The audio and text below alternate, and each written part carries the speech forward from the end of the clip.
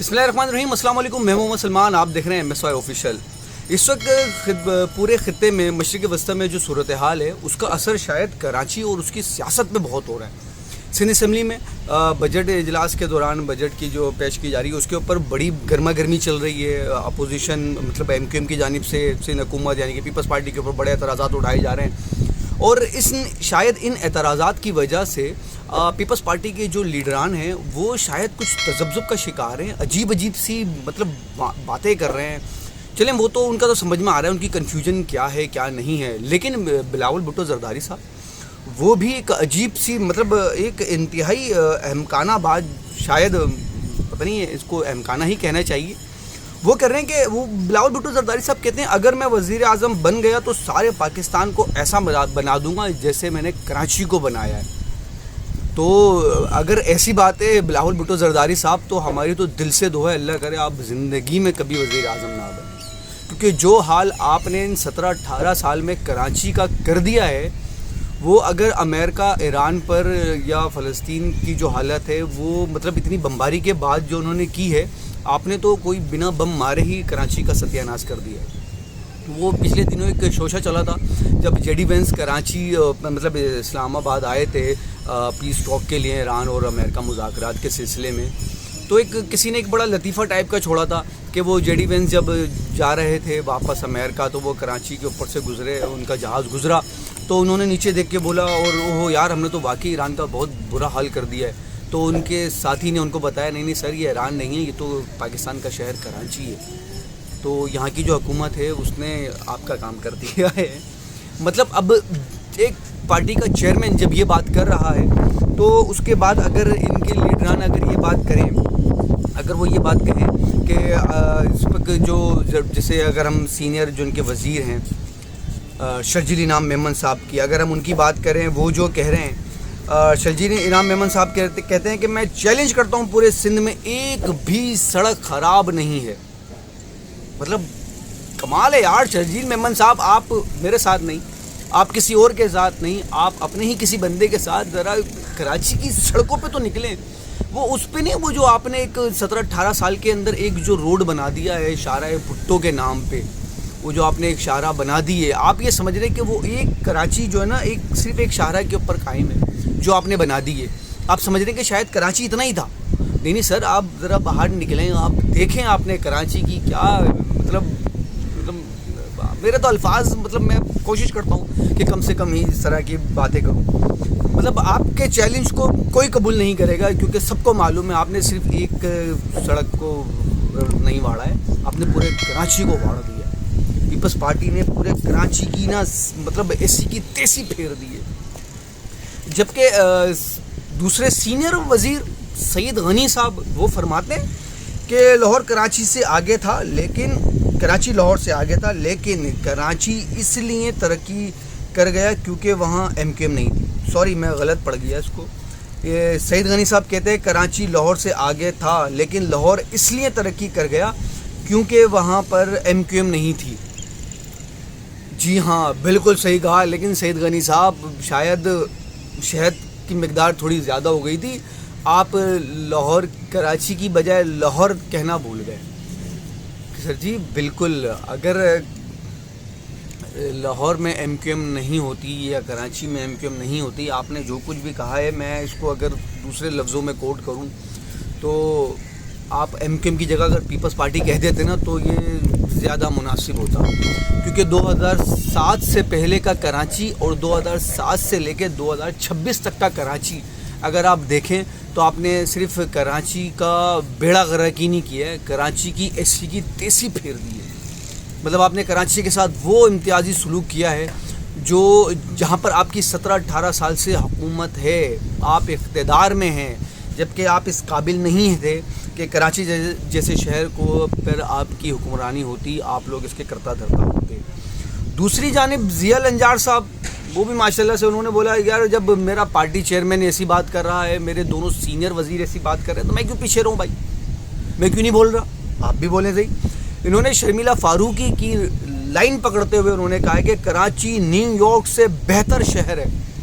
Sir आप उर्दू आपकी बहुत कमज़ोर है, آپ یہ کہنا چاہ رہے تھے کہ کراچی نیو یارک سے بدترین شہر ہے، یہ لفظ تھا، یہ لفظ آپ کو کہنا چاہیے تھا کہ کراچی بدترین شہر ہے. اور واقعی کراچی مسلسل 2 دفعہ ناقابل رہائش شہروں میں دوسرے نمبر پہ رہا ہے، دنیا کے دوسرے بدترین شہروں میں رہا ہے، اور دنیا کے ان بدترین شہروں میں بھی آیا ہے جہاں پر منشیات سب سے زیادہ استعمال ہوتی رہی ہے، اور وہ بھی آپ ہی کی حکومت کے دوران.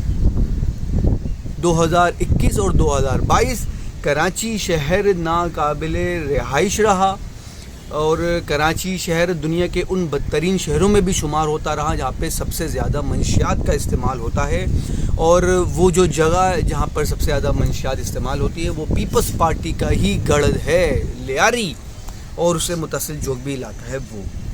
دوسری جانب اگر ہم بات کریں محترمہ شرمیلا فاروقہ صاحبہ کی، تو انہوں نے ایک بار پھر انہوں نے شہد کی مقدار کو بڑھاتے ہوئے کہا کہ فرانس میں گرمی میں نہاتے ہوئے 30 سے زائد افراد ڈوب گئے، ایسا کراچی میں ہوتا تو لوگ وزیر اعلیٰ کے استعفے کا مطالبہ کر دیتے. ارے لوگوں نے تو اس وقت اس وزیر اعلیٰ کے استعفے کا مطالبہ نہیں کرا جب یہاں پہ شدید گرمی کے دوران سینکڑوں لوگ مر گئے. ہیٹ اسٹروک جب ہوئی کراچی میں تب لوگ مر گئے، تب سندھ حکومت کہاں تھی؟ مطلب آپ لوگوں نے تو کراچی کے شہریوں کو یہ سمجھ لیا ہے کہ آپ لوگ اپنی ہانکیں گے اور چلے جائیں گے اور نکل جائیں گے.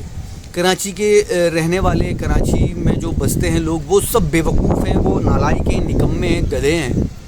اور دوسری بات اگر میں کروں، ایک صاحب کا میں نے بڑے زبردست آدمی ہے کراچی کے، شبر زیدی صاحب، جو کہ لاہور میں انہوں نے اپنا ایک بڑا عرصہ گزارا، اپنی ابتدائی تعلیم اور اختتامی تعلیم تک انہوں نے لاہور سے کی ہے.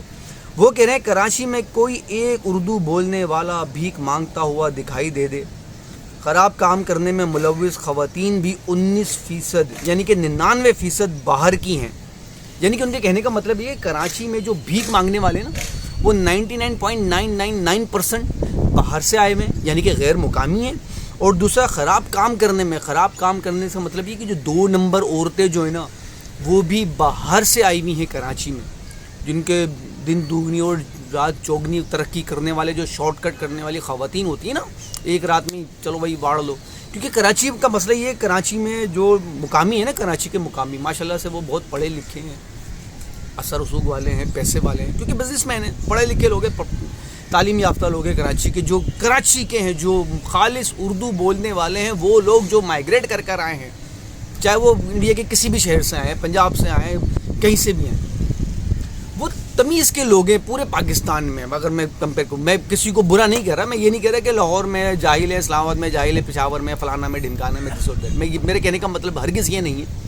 لیکن کراچی کے جو لوگ بہت ترقی پسند، ماشاءاللہ پڑھے لکھے لوگ ہیں، لیکن اب سمجھ میں نہیں آتا، اب تو دیکھنے میں پتہ ہی نہیں چلتا کون کراچی کا کون باہر کا. خیر یہ بات کہیں اور جا رہی. تو اس وقت کراچی کا جو ستیہ ناش کیا ہے وہ پیپلز پارٹی نے کیا ہے، اور وہ پیپلز پارٹی کو شاید 28ویں ترمیم کا ڈر ہے، اور وہ اس کی وجہ سے کچھ زیادہ تذبذب کا شکار ہے، کچھ زیادہ ہی اضطرابی کیفیت میں آ گئی ہے کہ اس کی سمجھ میں نہیں آ رہا ہے کہ اسے کیا بولنا چاہیے، کیا نہیں بولنا چاہیے. پیپلز پارٹی کے نمائندگان کو چاہیے کہ وہ یہ باتیں کریں کہ آیا ٹھیک ہے بھائی، ہم سے غلطی ہوئی، ہم کراچی کو وہ ڈیلیور نہیں کر سکے کراچی کے لیے 17-18 سال میں، لیکن ہم کوشش کریں گے انشاءاللہ تعالیٰ اس بجٹ میں ہم کوشش کریں گے کراچی کو اچھے سے اچھا بنا کے دیں گے. جو غلطیاں کوتاہیاں ہم سے رہ گئی ہیں، جو ہو گئی ہیں، ہم ان کا مداوع کریں گے، ہم کراچی کو اس کا حق دیں گے. ہم کراچی کے ساتھ امتیازی سلوک نہیں کریں گے، ہم کراچی کو بدترین شہر نہیں بننے دیں گے، ہم کراچی میں ڈیولپمنٹ کا کام کریں گے، ہم کراچی کے مقامیوں کو، کراچی کے لوگوں کو، کراچی کے لڑکوں کو، کراچی کے پڑھے لکھے عوام کو ان کا روزگار دیں گے، ان کا حق دیں گے. یہ 18ویں ترمیم کے نام پہ جو ہم نے یہ یہاں کے لوگوں کا حق جو حذف کر لیا ہے، ہم اس کو اب نہیں کرنے دیں گے. بجائے اس طرح کی بات کرنے کے، آپ لوگوں نے تو کراچی کو دوسری جانب اگر ہم بات کریں ایم کیو ایم کی، جو سندھ اسمبلی میں ہم دیکھ رہے ہیں نا کہ ایم کیو ایم اور پیپلز پارٹی ایک دوسرے کے اوپر نشتر برسا رہی ہے، تیر برسا رہی ہے، اور وہ بوری بند لاشیں کی باتیں ہو رہی ہیں، اور فلانا کی، اور الطاف حسین بہت یاد آ رہا ہے، اور فلانا اور ڈھمکانا اور دس اور دیٹ. تو بھائی آپ لوگوں کی دکان الطاف حسین کے نام کے بغیر چل نہیں سکتی. آپ لوگ نہ 3 میں ہیں نہ 13 میں ہیں، کیونکہ آپ لوگوں کو چائنا کی ایم کیو ایم کو کوئی نہیں جانتا، کوئی نہیں مانتا. پچھلے دنوں فاروق ستار صاحب کو ان کے ہی علاقے میں انہی کے گھر کے پاس وہاں کے اہل محلہ نے پکڑ لیا, اور جس طرح میں نے وہ ویڈیو دیکھی, جس طرح وہاں کے مقامی اہل محلہ فاروق ستار صاحب کو ذلیل کر رہے ہیں. مطلب یہ 2016-22 اگست سے پہلے یہ ممکن تھا؟ کیا یہ ایسا ہو سکتا تھا؟ بات ہوئی اسمبلی کے اندر یونٹ انچارج, سیکٹر انچارج کی. تو بھائی میرے, اس وقت یونٹ انچارج, سیکٹر انچارج جو تھے ان کا کوئی نام نہیں لیتا تھا. وہ اس لیے نہیں لیتا تھا کیونکہ وہ رپورٹ کرتے تھے 90 میں رابطہ کمیٹی کو. وہ وہاں وہ جو رپورٹ ہوتی تھی وہ جاتی تھی لندن, وہاں سے ان کی ایک ایک چیز, ایک ایک بات کی خبر لی جاتی تھی. یہ الگ بات ہے. اس وقت بھی ایک کچھ حلقہ ایسا تھا اس ایم کیو ایم میں, ان یونٹ انچارجوں میں, ان کارکنان میں, جو کہ اپنی بدماشی مچاتے تھے, جس کی وجہ سے آج ایم کیو ایم تتر بتر ہو گئی ہے. لیکن اس وقت جو کارکنان تھے, اس وقت جو یونٹ انچارج تھے, سیکٹر انچارج تھے, ان کی عزت, ان کا احترام شاید علاقے کی پولیس سے زیادہ ہوتا تھا. کیوں؟